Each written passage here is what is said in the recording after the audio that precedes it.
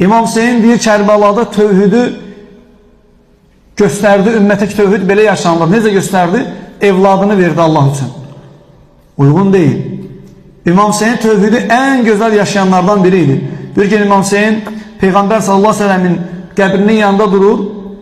Bir nefer gelir, girir Peygamber sallallahu aleyhi ve sellemin qəbri olan evə, Ayşə anamızın evine. Orada bir tane balaca belə pəncərə kimi yer var idi. Ora daxil olur, orada dua eləyir.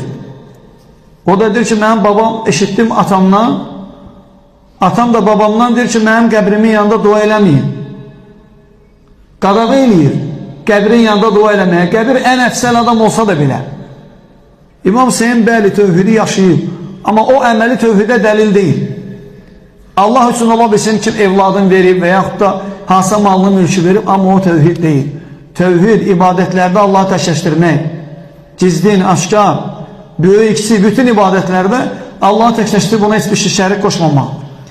Tövhid verirsən, bəli, bütün canını Allaha ibadətlə, həyatda təkləşdirməklə verirsən Allaha.